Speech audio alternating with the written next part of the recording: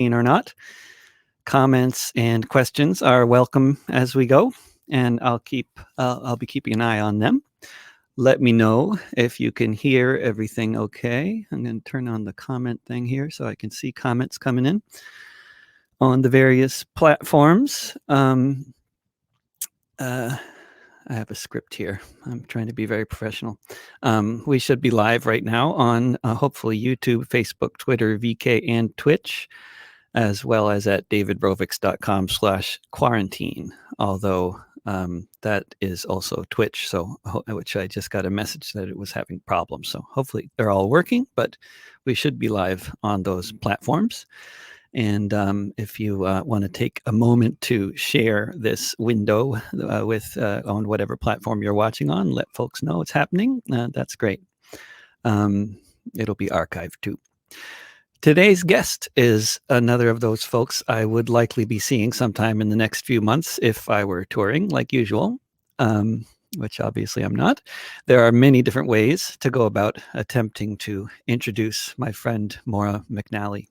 History is something you can study, and Maire has studied it. She was already a grandmother by the time she went to university in Belfast, getting degrees in Irish, American, and European history, along with a master's in legal science. But history is also something that is made by people and the social movements that people participate in so many different forms. Maire's entire young adulthood was absorbed by a struggle for liberation, which had many global interconnections, but was focused on ending the centuries-long occupation of Ireland by a brutal colonial empire that still controls 6 of Ireland's 32 counties, which includes 2 of the island's major urban centers, Derry and Belfast. In Maire's youth, this occupation took an especially brutal turn, and what came next was decades of armed struggle, among other things. That would be one way to start to introduce Maire. Here's another. I lived for many years in Boston, Massachusetts, where my sister and mother live now in Jamaica Plain. A few blocks from where I used to live was a cozy little pub called the Brendan Behan, named after a famous Irish playwright and volunteer in the Irish Republican Army. Maire's father, Eddie Keenan, was a friend of Brendan Behan's and a fellow volunteer in the IRA. They were arrested together. Eddie distinguished himself by escaping from prison not once, but twice. With many radicals in the suburbs where I grew up, if you ask them how they developed such a sharp political analysis, they may tell you it began with their discovery of punk rock at the age of 14. It would be fair to say that for Maire and many of her friends and neighbors, the radicalization process began well before birth. Maire McNally, welcome to my little live stream show. Hello. Hello, David. Hey. Could I say hello to my friends in Germany? Guten Tag. Could I say my friends in France? Bonjour. My friends in Palestine? Shalom Alaikum. My friends in Russia? Privet. And you. Hello, David. Excellent. And there are probably at least 1 or 2 people in each of those parts of the world watching. One of the nice things about the internet, no matter how large your audience is, it's definitely going to be international. But my daddy could say hello, I think, in 15 different languages. He said if you can't learn the language, at least be able to say hello to somebody in their own language. So I've tried to do that. I think I can say hello in a couple of languages, but that's as far as my language skills go, unfortunately. It's a handy skill. My friend Attila, the stockbroker, he learned how to say certain key phrases in many different languages, but usually really inappropriate, disgusting, or very political ones. But he was specialized in knowing at least a couple of things in many different languages. But Maire, I have great love for the Irish language, David. It's in the family, and it's a sad story, this, but a couple of people love the Irish language, and they've asked an Irish language speaker, how would you say I love you, or different phrases, and people have nigh tattooed on their leg. Say it again, and then they what? They've asked people how you would say a certain phrase in Irish, and some Irish speakers have given them a phrase. So there's a few people walking around with a tattoo that said, Cadog gum good and rifus, which means can I go to the toilet? Excellent. Yeah. But they Yeah. think they have a beautiful Gaelic phrase tattooed on their legs, what they don't. Yeah, I can say that married to a Japanese woman, that there are a lot of people with Japanese phrases tattooed to their bodies that do not say quite what they think that they say. You shouldn't get a tattoo by looking up a phrase in the dictionary. You need to actually know somebody who speaks the language. It's always advisable. Also, if you're starting a restaurant, it's really good to know the language in the country where you're starting the restaurant before you start a restaurant, and name something like terribly inappropriate. Like, I don't know. There's a lot of them out there. There's a Thai restaurant in Copenhagen called Porn Sack. That's kind of not like, if they had consulted an English speaker, they might have not quite used that name. But so hopefully everybody can hear out there, and everybody can if anybody has any questions or comments, you're welcome to make them. But my first question, Maura, is just, I know it's this one of those questions that you would never ask on a normal interview show because it's just so incredibly boring and predictable. But in this particular instance, I think many people are wondering, like, how are you doing? How are you doing? How's your family? How's your neighborhood? What's the situation like? How would you describe life under the current circumstances where you live in West Belfast over the past few weeks? Oh, God, you don't even know where to start. I think Yeah. one of the hardest things is because because West Belfast, where I live, is a really close, tight community. Now, that's a really good thing in a lot of ways, because see the work, the community workers, and I mean political parties, I'm not naming any in particular, but all political parties, boots on the ground, and they have done their way delivering food. They're making sure that everybody in the area is safe. They have really, really stepped up, and community groups have. So the community spirit, or even with neighbours, lending each other stuff, I'm going to paint, but I've no white gloss paint or something, just wee stupid things, David, silly things, but there's a very tightening and reconnection in the community. We have old people in the street, and I think they must have at least 7 bowls of soup a day, because I just see neighbours going up and down with things. So, but Great. it's very sad because I'm so close to my grandchildren. I adore all my grandchildren, and I can't touch them, I can't see them, they can't come into the house.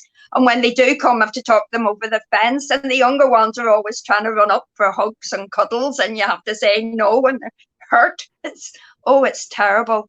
Awful. There's a thing now, the government started it, clap for the NHS, right? And I don't usually do what the government tells me to do. I don't do it. And I never say but, because but means you're going to contradict yourself. I don't do what the government tells me to do.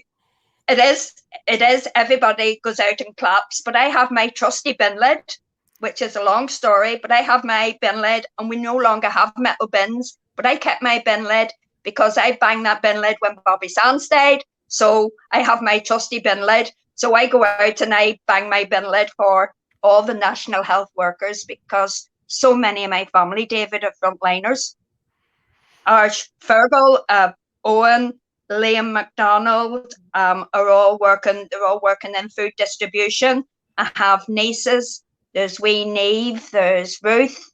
There's Carol. There's another Carol, the little boy across the street that was raised with our Sean Brendan. So many are on the front line. And David, they're all kids. Do you know what I mean? I'm 70. Like, if I get another 10 years, woohoo, lucky me. But these are young ones who are just stepping out in life and out the going to do the job they've always wanted to do that could kill them and kill their families.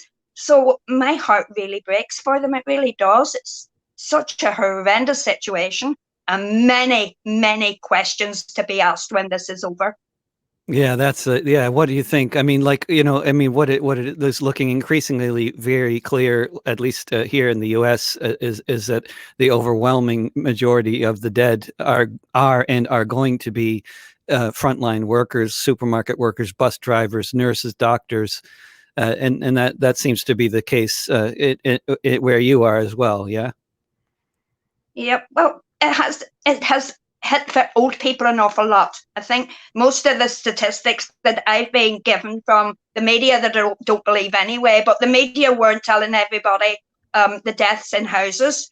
and they weren't telling everybody the death in old people's homes. The only deaths they were giving us were hospital deaths. But whenever they added old people's homes and people who died in the house, the figures were different. But a lot of the deaths seem to be with the old and vulnerable, which makes me so suspicious about this whole thing. You know, a disease that targets. And I'm not a conspiracy theorist. I look at the conspiracies and I know within all the conspiracies somewhere is the truth. But it just seems to me very strange that old people who, I said, a burden on society because of their illness, a burden on the society because they receive benefits, a burden on society because they no longer are profitable, that they make money, a disease that just seems to target them, or the very vulnerable or the very ill, but everybody else seems to be all right. It seems to be a very strange virus that targets people the government don't really want to live anyway. Does that sound really conspiracy theorist? Well, it's one of the interesting things about the virus. I mean, of course, like with pandemics in general, historically, right? The like pandemics, like the 1918 pandemic, it really targeted ultimately the most of the people who died tended to be people who were poor and living in really crowded conditions, like in the slums of India, especially. But it affected people all over the world, in every country in the world, right? But like this pandemic, it seems to be probably going to have similar results, but it's of course affecting like everybody who's vulnerable, like most viruses tend to do, right? But the what I find so interesting about the situation is that even though it is, I mean, yes, it's going to ultimately affect majority poor and more vulnerable people, but a lot of these elderly folks and other folks who are getting the disease and dying of it are very sort of famous and rich, you know, on occasion. So I don't know if it seems to be something of a cross section of society, and that seems to be why they're actually making moves that I would never have expected capitalist states to be taking, like shutting down their own economies in order to save 1% of the people, who might include, the parents of politicians as well as the parents of, just regular people. I don't know. It's a pretty wild time. I'm still trying to get my head around it, which is why I'm especially interested in talking to all my friends who are also, I think, trying to get their heads around it. I'm the same, David. I read all this.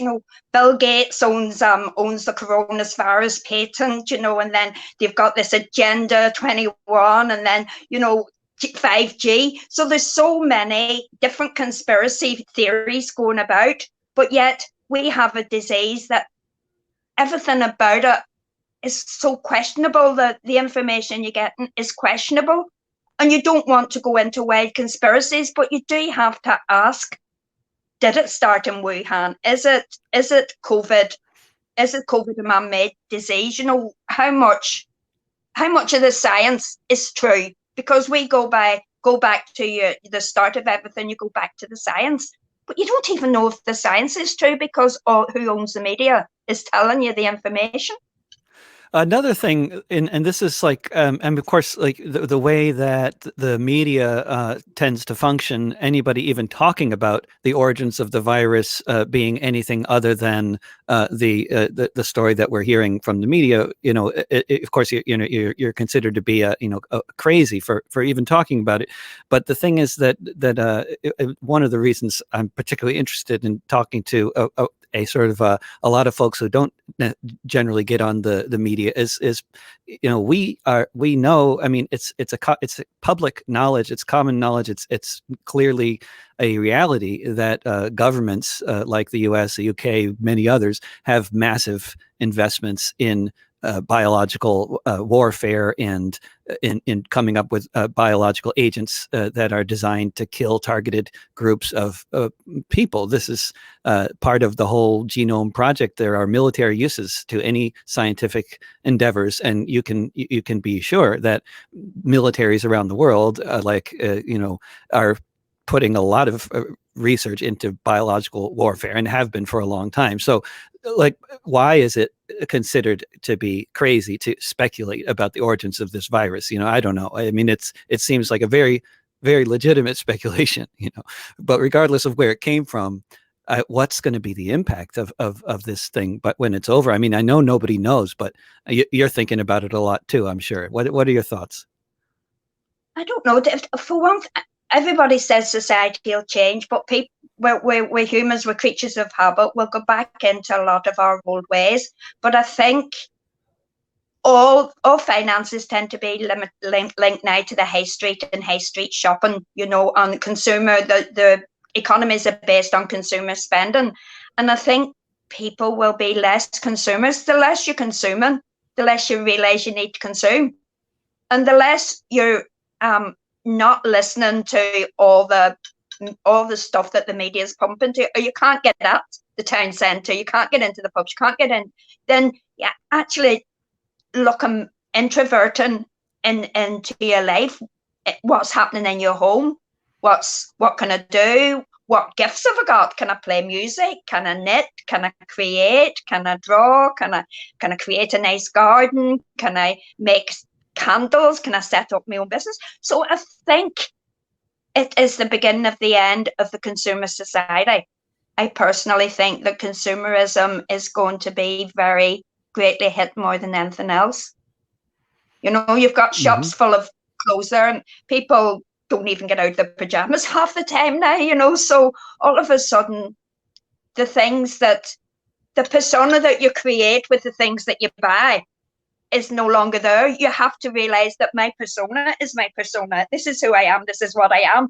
Without makeup, without everything that I can get in the shops, what I can buy and create this false persona, I can't buy anymore. And the false persona that I create, I can't show it to anybody because I'm isolated in my house. So I think there will be a sea. I think there'll be a sea change in people's perceptions, but I don't think it'll be some massive change. But I think it's the start of people thinking differently. The age of enlightenment took a long time for enlightenment to actually filter through.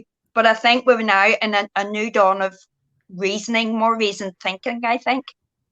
More like of a sense that we're... Sorry? More of like a sense that we're really in this...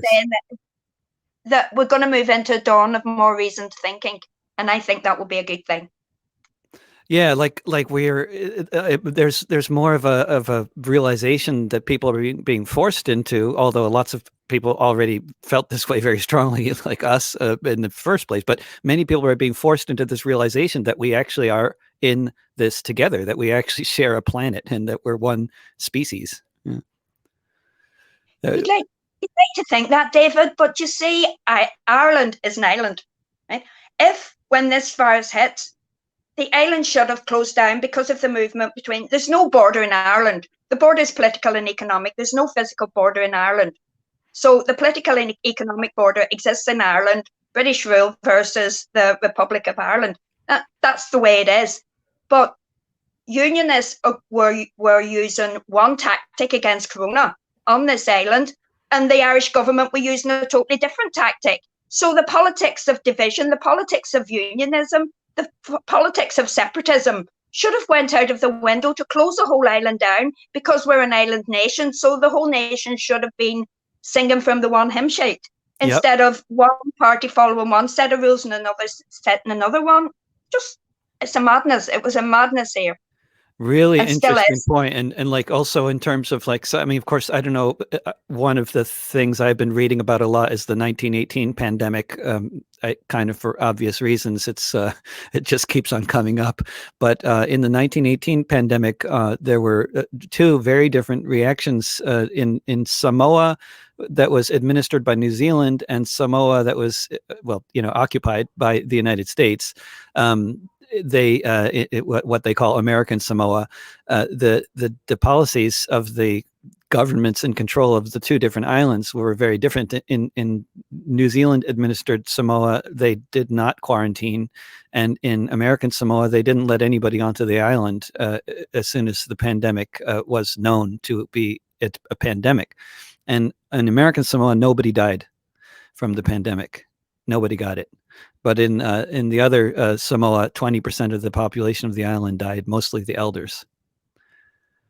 So these policies can have a massive difference, and is very interesting what you highlight there, because of course Ireland is an island, and of course when you have a pandemic, it is possible to stop travel from outside of the island, and it would have been possible to potentially moving early enough to actually quarantine the island. John David, because apart from the ports and the airports, right, if they had been closed down, if it'd been an all Ireland policy, then I think we would have had a lesser effect of it. But between the north of Ireland and the south of Ireland, there's 234 roads.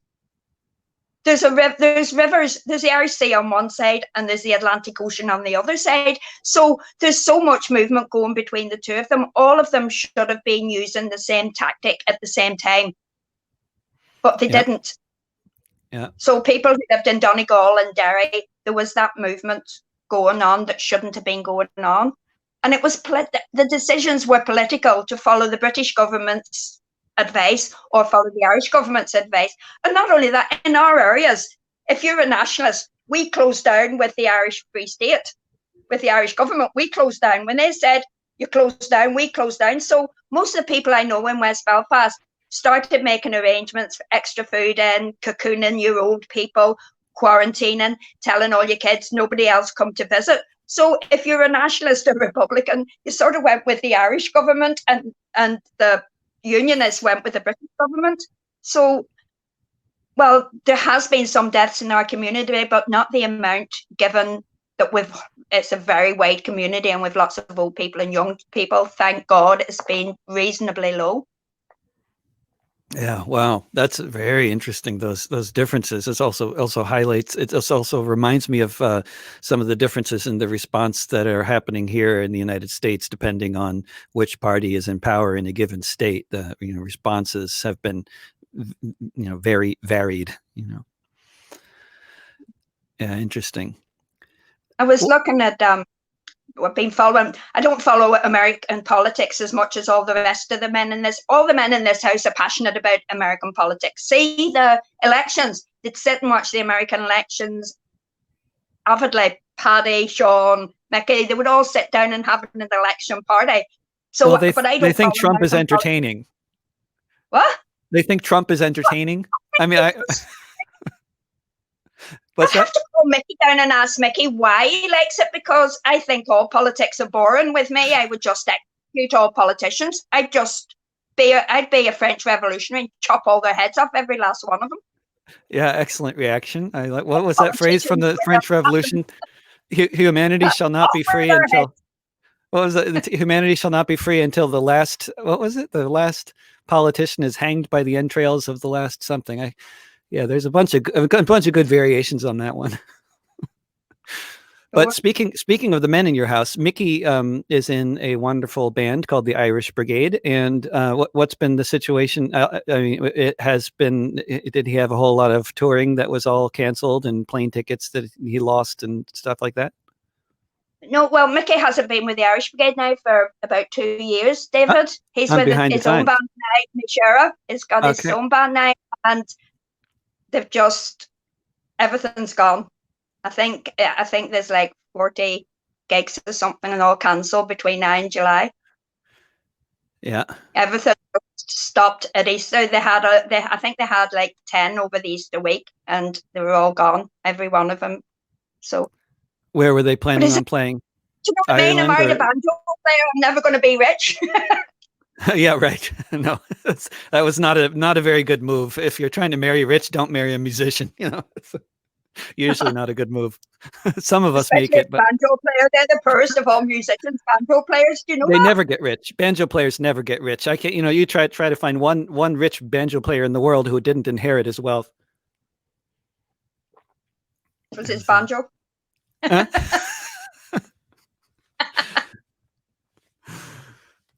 But switching gears perhaps a little bit to politics and history and other subjects that are potentially of interest to people other than me, since they watch this broadcast, they might like the sort of things that I sing about.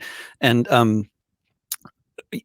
when you talk about the situation between the North and the South and the different policies around the virus, and there's and you talk about the community in West Belfast there, like for people outside of Ireland, especially people viewing this from the United States, I don't know how much they've thought about this, but one of the things that I always have noticed in the sort of what is often referred to or by themselves or by others as the nationalist or Republican community in Ireland is how internationalist the community is. Like, there's such a network of liberation struggles around the world, and like, I mean, you started out here by saying hello in 15 different languages. I mean, this, that may not be a coincidence either. Like, this is I wonder if you just could talk some just off the top of your head when I say how internationalist Irish nationalism is. What comes to mind? What anything in particular? Oh God, this could be a lot. I think the amount of Basque that come to the country because they see the oppression of the Basque people very, very similar to their own oppression. The Palestinians, many Palestinians. And I think when you become politically aware of an oppression and the state of oppression and society in general, you look at other societies, you see how colonialism has moved into modern day capitalism that was previously colonialism and imperialism, and how all them people have been left with more or less the same problem: divide the people and have them attack each other, divide and conquer and marginalize the people and stealing from them what makes them. Like with the Irish people, it was stealing our language, trying to force us into a religion. And I'm not religious now, but trying to force the Irish people, when they first came, we were Druids, and then they forced us to be Catholics, and then they wanted us to be Protestants. And then we decided that we didn't want to be, we'll be what we are. So religion is very divisive, and religion has been used to divide societies. And we see that through the Basque struggle with the Catholic Church against the communists in the Basque War. We see the struggle with Islam against Christianity now. And all of this is rooted in capitalism, which is rooted in imperialism, which is rooted in basic colonialism. So you can follow the money, follow the grabbing land, grabbing natural resources for colonialism to build up an empire, to build up the capitalist society than what it is. But at the very bottom of all this are the people that suffered because they were of absolutely no consequence except to be chained to the manufacture of money and goods and money. And we see that in every country. And people who have, like when we were going through the Troubles and we had a really bad time, the English was so brutal to us. The British Army was so brutal. They murdered our people on the streets. They murdered my lovely sister. They murdered us. And when you talk about the COVID and all these conspiracy theories, when I was a young girl, we were talking about the British driving around in vans, shooting people at random. That's what they did. And we were there wasn't conspiracy theories at the time, but we were liars. There's no way the British Army would drive around in vans shooting random people. Well, they did, and they admitted it. So things that you say don't happen and can't happen do happen. When people came over, especially the Palestinians, when they came over and told us what was happening to them, they were sympathetic with us, thinking that we were having it worse than them. And we were sympathetic with them because we thought they were having it worse than us. And it's the same with the Basque. When they came over, we were going, the Basques suffer so much under the Spanish as well. So people started to see each other's struggle, and it made an internationalist mindset, even if you weren't aware of what internationalism was. It was an international mindset of sympathy with people that was like us. And the American Indian movement came over. They carried wreaths of Bobby Sands, and they understood and were sympathetic with our struggle, even though everything that happened to them was committed against them by Irish Irish soldiers who had joined the army from leaving the Holocaust, the Irish famine. You know, they murdered the Indians, and yet they were coming over giving us sympathy. And they were thinking that we had we were getting a really bad treatment by the British. And we could see that they were getting the same, if not worse, from the American government. So all these people were coming, being sympathetic with us, and then talking at different meetings that was organised by political parties. And their struggle, they seemed to be suffering more than we did. So that was the start of I think a lot of people in West Belfast being so highly politicalised and so aware of everything that was going on outside their own what would be seen as our parochial struggle within Ireland. Yeah. And then you started seeing all these similarities, and then I imagine that then when you study history, you went to university, started getting several degrees in history after all this struggle and has already been going on for a long time, and then you go back to university, and then I imagine that then you probably at that point started developing an even more expansive understanding of the connections between these different empires and forms of and different techniques of how to oppress colonized people and how to divide people, like in the post-World War I Middle East, and setting up the map of Africa and the map of the Middle East to create all these ethnic divisions wherever possible. And like I imagine, did you have any particular discoveries in the course of studying history that were especially illuminating in terms of like understanding all these connections? Well, I tell you something, Dave. See, when I went to university, I was like a child in a sweetie shop. I really was, because see, my generation from the perspective, if you were working class, you didn't go to university. If you were a woman, you didn't go to university. It tended to be the oldest boy if he was really clever and they had some exceptionally clever. If you were working class, you tended not to go to university. If you were left wing, you wouldn't have got into university. If you lived in a council estate, universities didn't want you. So university education there was some working class people, but very, very few. The majority were middle class that all went to university.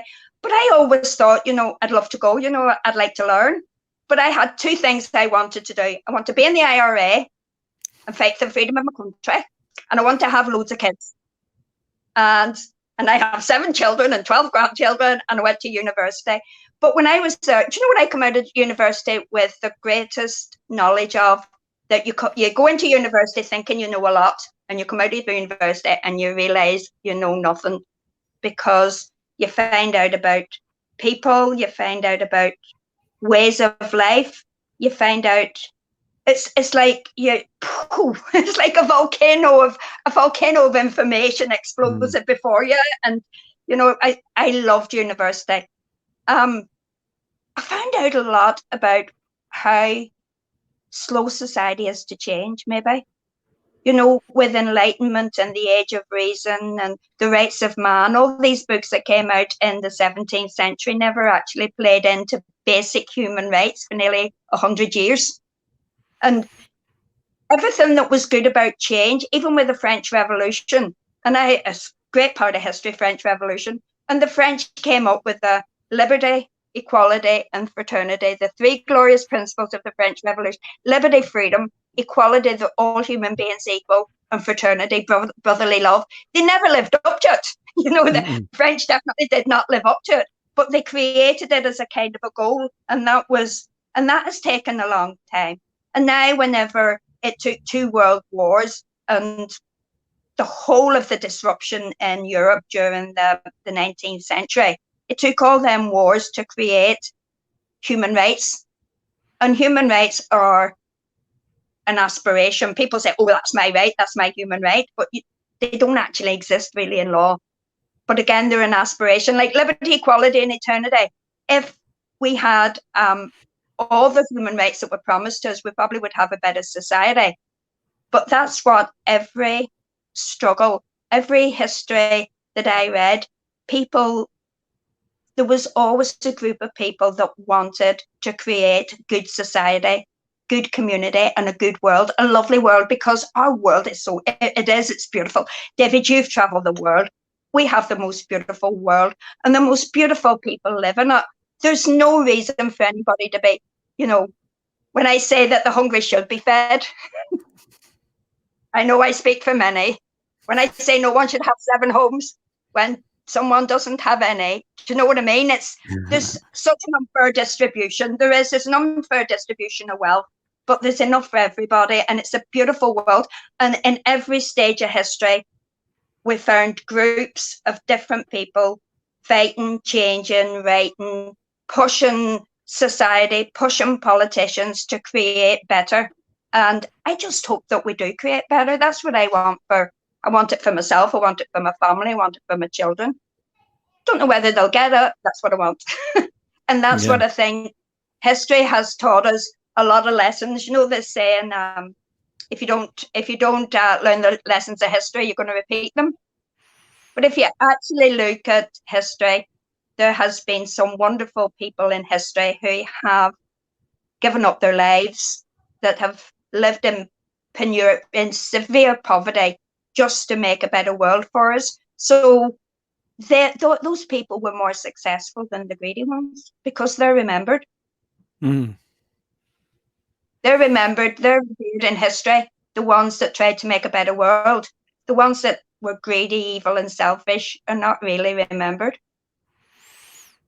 Yeah. Although it also, I mean, in so many ways, I wish I would love to just agree with what you just said, but that last part about being remembered, so many people who die young get forgotten, I've noticed. And like when you think about all the people who went to Spain in the 1930s to fight in the Spanish Civil War from all over the world, like including a few folks I know, from the U.S. who went when they were young. But the reason I know who they are is because they lived, and I met them when they were in their 70s and I was in my 20s, and then I knew them in their 80s when I was in my 30s, and then they died, But I mean, these were, they were remembered because they talked about all the people that were then that died, so they remembered the people that died, but only to some extent. I mean, but you're right. Of course, the people who fight for their people's liberation and die in more spectacular ways get remembered, perhaps more than the thousands who died in the Harima Valley campaign. I don't know how many of them get remembered, but I mean, I don't want to be pessimistic about remembering the dead, but that's one of the things that I've noticed. I'm not sure how much the people who get remembered. I mean, and I don't want to be too depressing here, but like in 1913, there was a basically a small scale war between miners and the National Guard and the gun thugs employed by the corporation at the time there, who ultimately 70 miners died in the course of a few months of armed struggle. And ultimately, they gave up their struggle to unionize the mine after 70 deaths. And but the first time that the historian Howard Zinn even heard about that was because of a song by Woody Guthrie, which was just at the time he was saying, well, this is a testament to the power of music that that a song can commemorate something that had what might otherwise have been forgotten, but which is a nice way to look at it. But looking at it from the other direction, it's like, really, we would have forgotten all those dead miners if it weren't for somebody from Oklahoma writing a song about them. I mean, it just, that's also kind of depressing, but it's, but yeah, I'm sure in the long view, yeah. It's in Ireland. If anything happens, we write a song about it. Yeah, you might be better at that than most people. That is true, though. That is much more true, I think, of Ireland than in many places. If there'll more likely be a song about it if it happened. Yeah. Well, I know about the Pennsylvania Mines because we have a song for the Maguires. So you want to know who the Maguires were? Maguires. We have a song about them. If it's happened and Irish people have been involved in it, we'll have a song about it. So I think part of our history is that because the English under the penal laws, we weren't allowed to read or write. So a lot of the time our history had to be oral and it had to be musical because the penal laws forbid Irish people to read, write, or be educated. So we sent our kids to be educated in ditches and under trees. And if we had a story to tell or a history to tell, we had to do it in song. So I think the Irish tradition of music and song is deeply connected to the oppressive empire of Britain in Ireland. Yeah. So we do have that memory. But my daddy, when he was in jail, when all the Irish came back from the Spanish Civil War, De Valera put them all in prison. So my father, the dead, yes. I did not know that. What? De Valera put them all in prison? All the people who fought against fascism were then put in prison for not being neutral, or what was the rationale? He was a real dictator, huh? Just because he was a dictator, he didn't want anything to affect Irish neutrality, basically. But he let the British and the Germans and the Spaniards from the Civil War were all interned with Irish Republicans. But the British and the Germans were allowed out every weekend. They were given a certain amount of money to spend, and they were sent into Dublin to have a party. As long as they gave the word, they'd come back and go to prison. Wow. Yes, that's never knew about that. Absolutely true. The British soldiers who were shot down over Ireland during the Second World War and the Germans were given a weekly wage, and they were sent into Dublin, and they could do what they wanted as long as they came back. But the Spaniards tended to be kept with the Irish Republicans. But my daddy knew a right few of them, David. You know, he had one story about whenever he was first arrested with Brendan Behan. Herman Goetz, who was sent over to spy in Ireland with the IRA. The IRA brought a German spy over to help them with the struggle, and he had been arrested, and he was walking around. Mountjoy Prison, and the wee Spaniards from the Spanish Civil War didn't have any English at all. But every day, Goetz would walk round in a circle around the prison yard. And my daddy and Brendan Behan used to go down and watch the Spaniard, because and he wasn't Spanish, by the way, he was Basque. Oh, my Basque friends will kill me for saying that. He was a Basque, right? And he seen Goetz walking around the prison, and he got up and started shouting and what in Spanish, you know, and absolutely, my daddy says he went bright red and he was shouting and he was calling him everything. And the only thing we could make out, him and Brendan Behan, was fascisto, fascisto, fascisto, fascisto. and Herman Goetz used to just click his heels and do the Sikh Hail salute. And see, when he done that, he looked up, that set, my dad says, as soon as he'd give the Nazi salute to the wee Basque boy, then he went off on another one. He says he nearly ripped the bars out of the wall in anger. It was just a way to get a rise out of him. Gosh. Yeah, they were all sent. As a matter of fact, everybody who went to fight in the Communist Party in Ireland, they were excommunicated from the church too. As my daddy says, that a friend of his that had served time, and he'd fought in the Spanish Civil War, and he was a very devout Catholic, and he used to go and sit at the back of the chapel, but he wasn't allowed communion, he wasn't allowed confession. But every week he went to mass and just sat in mass at the back of the church. And whenever he died, the priest broke the rules by giving him the last rites. It's called extreme-unction in the Catholic Church. They give him extreme-unction. And the priest had said, I'm not supposed to do this, but you are the most devout Catholic I've ever met. But regardless of how devout he was never, the excommunication on him wasn't lifted, even to his death. So there's something about the Spanish Civil War now in Ireland. So we've had all these people in Ireland. We've always had connections, I think, with other struggles. Yeah. You know, James Connolly, Russia, the miners, you know, Jim Larkin. The industrial that workers of the tradition. world in the United States was largely led by two Irish Republicans, Larkin and Connolly. Yeah, that's another. Mrs. Harris as well. Who's that? Mother Jones, another. Mother Jones was that?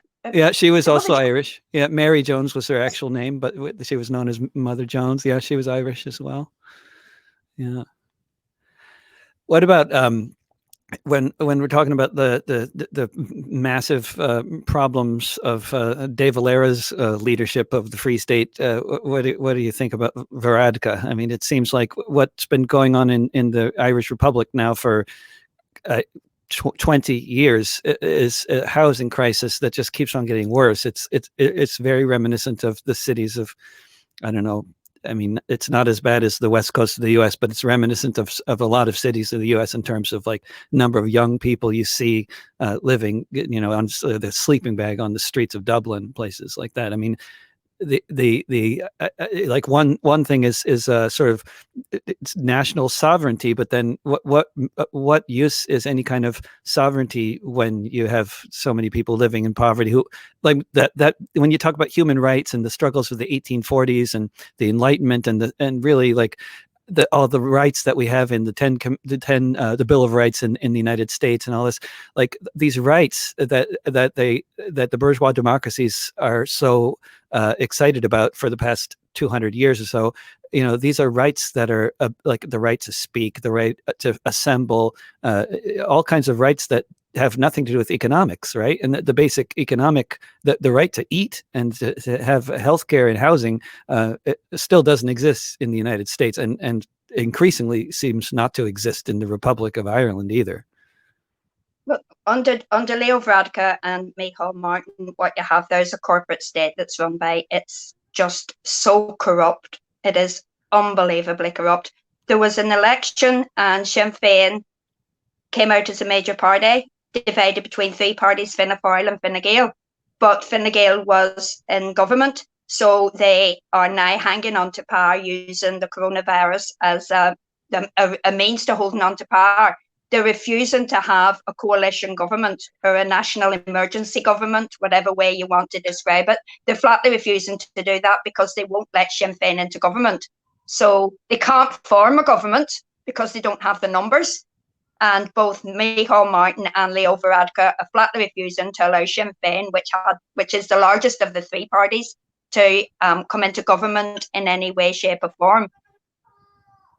I think one of the worst things, David, is the oppressive legislation laws that they've now brought in. They've brought in corona laws. I don't know if you have them, but they've brought in these laws where children can be taken off you. You can be forced into hospital against your will.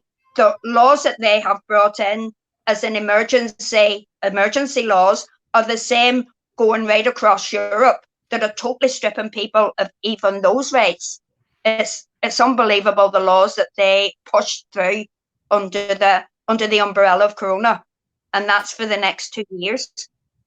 And they're supposed to be emergency laws.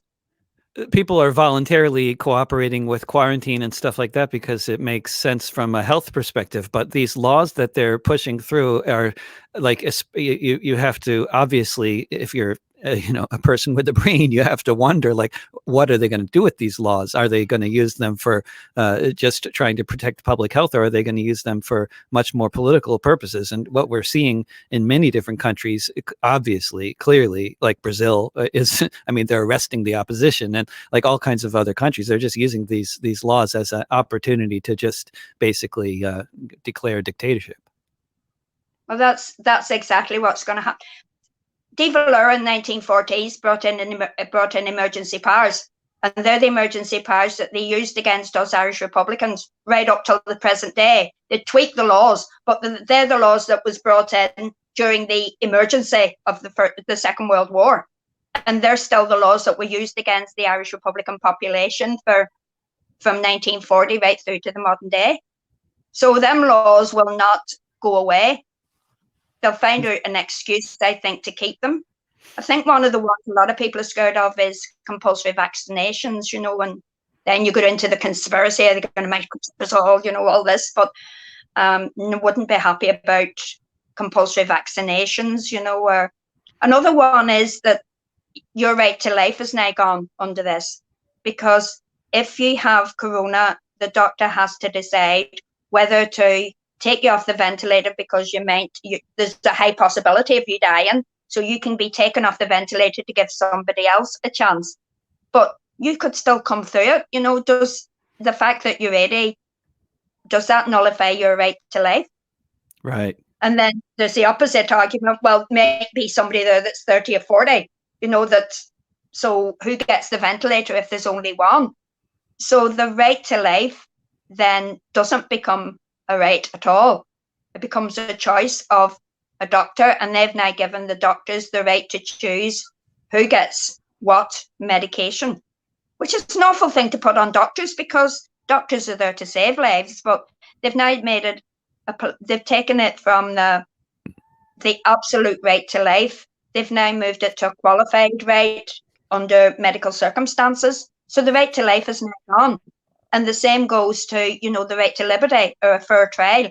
If you're outside, you can be arrested, you can be fined without going through a court. So all the liberties under human rights have gone under this umbrella law of coronavirus. And it's not only in Ireland, that these laws have been introduced across Europe as well.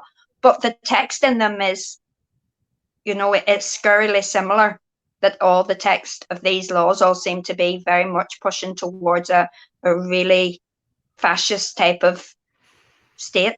That's worrying, really worrying from a legal point of view, because I studied the law, and when I've been looking at these laws, I've just, every warning bell in my head is dancing around my anarchist brain.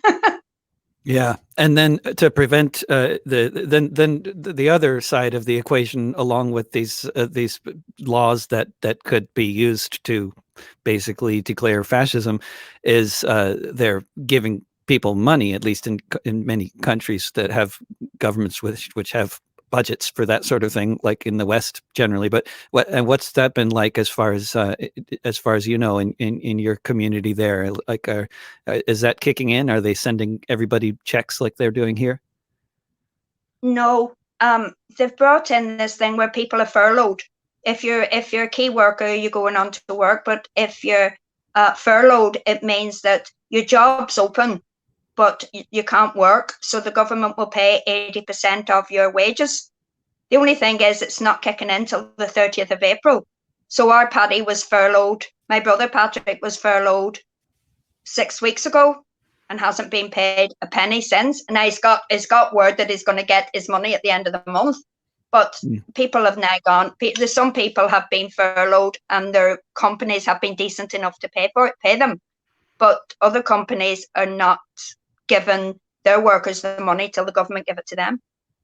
And so what about gig economy workers? A lot of people like working freelance or doing musicians and people like that. What about them? If you're working legally, if you're paying your taxes and being a good upright citizen and you have the documentation, there's a set of payments arranged for you. But if you're working and your money's cash in hand and it's not given to the government, then you're just on the lowest benefit there is, which is income support. You're on the very, very lowest benefit. And if you're working and you aren't legit, if you aren't legitimate in the eyes of the government, then you're in a lot of trouble. So a lot of musicians and I play music with PayPal donations. Mm-hmm. Yep. Well, Maire McNally, it has been such a pleasure to have you on my little live stream show, and we're reaching the end of the hour, so we will be signing off, and I'll get you back on here, if I may, sometime in the near future. Are you mad? Huh? Yeah. Oh, yeah. Is your head not bouncing yet? No. No, very mad, very mad. This is just want more of this. Yeah. Yeah. I have to go to the shop soon anyway. Oh, yeah. Oh, wonderful. Excellent. Get a little closer with that helmet. Everybody needs one. This is a very handy helmet, and you can, it'll get you behind the police lines if you have the rest of the outfit, especially. Yeah. Is you wait till somebody's not looking and you steal it. Excellent move. Excellent move. I have stolen quite an amount of stuff, and I quite hold my hands up to it. I shouldn't be doing that on the internet, but it was stolen. Well done. Yeah, you wouldn't have done it, but somebody stole it. Yeah. Excellent. Excellent, Maura. You look good. Wonderful. Thank you so much, and I'll talk to you soon. Take care. It was wonderful talking to you, David, and I hope we will all get together again when this is all over. I hope so. Absolutely. We will. See you soon. This has been another episode of my little currently very frequent, maybe we'll keep it up, live stream broadcast. And thank you for joining me with my discussion with Maire McNally. This live streamed broadcast will shortly appear on my YouTube channel in the playlist Discussions with David. It will also soon be up in audio-only podcast form on all the usual podcasting platforms if you search for This Week with David Rovics. You can also find that podcast front and center on the David Rovics mobile app and at davidrovics.com. At davidrovics.com/quarantine, you'll find all my pandemic-related songs, podcasts, and other things. If you want to support my work and make it possible for me to keep doing this sort of thing, please check out my community-supported art program at davidrovics.com/subscribe or at patreon.com/davidrovics. My latest live album, Viral Solidarity, is up on Spotify and other streaming platforms as of yesterday. Tomorrow, I interview Margot Black, founder of Portland Tenants United, who is running for a city council here in Portland, Oregon. On Monday, I'll do a webinar on how to survive as a musician in the modern era. Hope to see you again soon here in the Matrix and eventually back in the streets. Thank you so much.